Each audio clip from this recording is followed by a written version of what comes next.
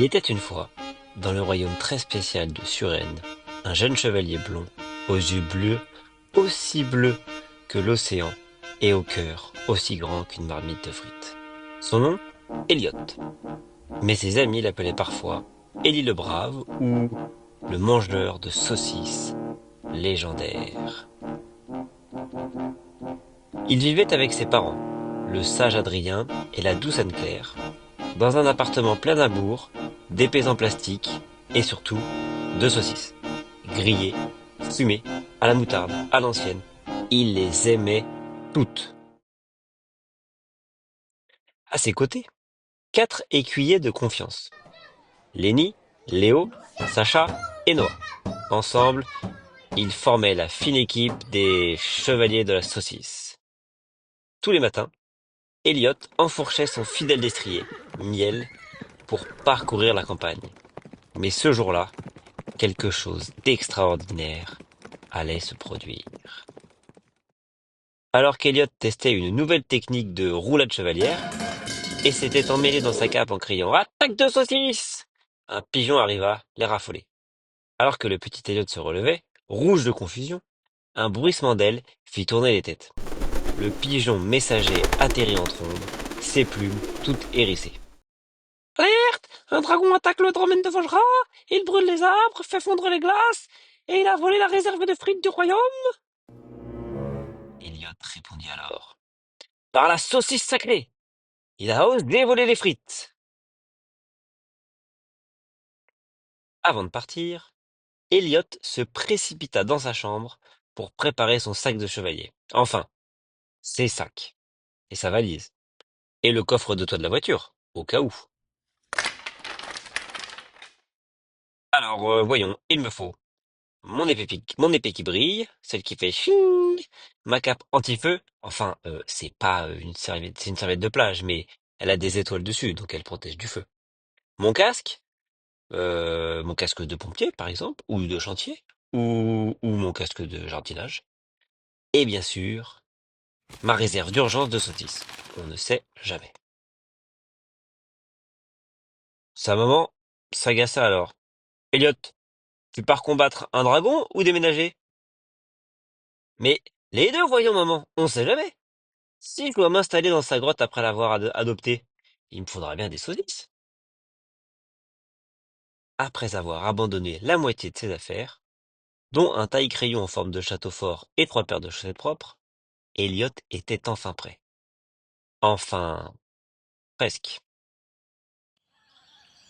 La route vers Faugeras était longue, mais Elliot connaissait un arrêt indispensable. Un lieu magique, où l'odeur de l'ail rôti chatouillait les narines bien avant d'apercevoir la maison. Cet endroit, c'était chez Nona, bien sûr, murmura-t-il en pressant le pas. Avant d'aller au combat, il fit donc un détour par la maison de Nona, son arrière-grand-mère. Dans le jardin de Nona, il y avait toujours des frites croustillantes, des saucisses à tomber par terre et de la musique italienne à fond les enceintes.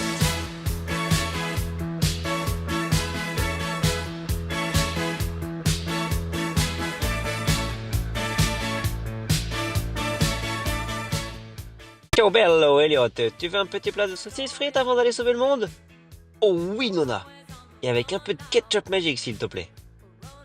Le ventre plein et le cœur léger, Elliot reprit la route. Mais gare aux surprises. Le chemin vers Faugeras ressemblait à un vrai parcours du combattant. Après une longue traversée de la forêt, où les arbres murmuraient des secrets au vent, Miel et Elliot débouchèrent sur une grande route pavée. Devant eux, un rond-point fleuri et rempli d'herbe marquait l'entrée du domaine. Et quelle entrée!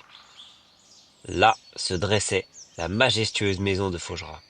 Ses vieilles pierres dorées par le soleil, sa tour fière comme un roi, et son parc immense qui s'étirait à perte de vue. Un silence paisible régnait, bercé seulement par le chant des oiseaux et le crissement des graviers sous les sabots de miel. Ouh, souffla Elliot. On dirait que même les nuages font exprès de passer doucement ici. Mais cette quiétude allait être brutalement interrompue.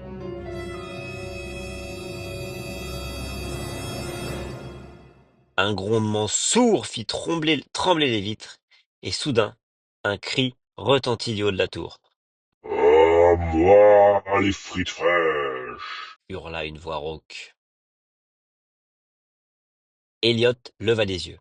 Et là, dressé sur le donjon, le dragon crachait des étincelles de colère. Par la moutarde de Dijon, souffla le chevalier. Il est encore plus gros que dans les histoires.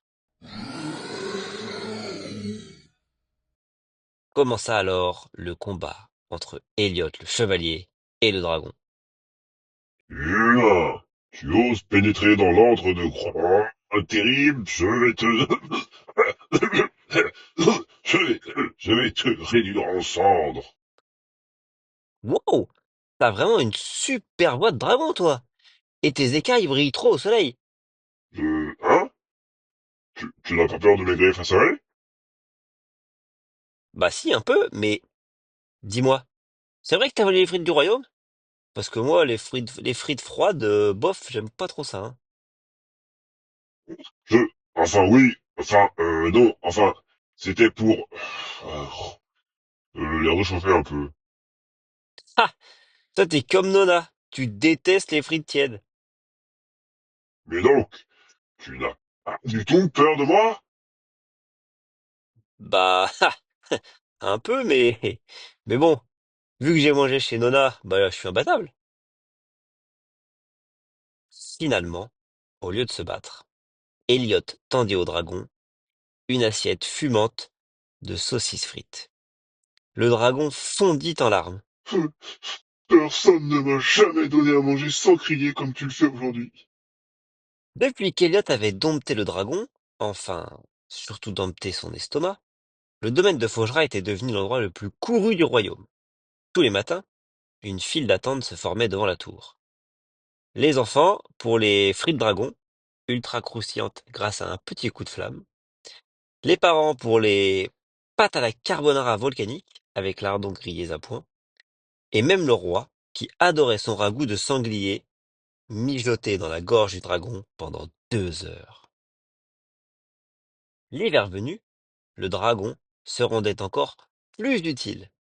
Il réchauffait les cheminées d'un souffle, il faisait fondre la neige dans la cour en éternuant, et il transformait même l'étang gelé en jacuzzi à 40 degrés.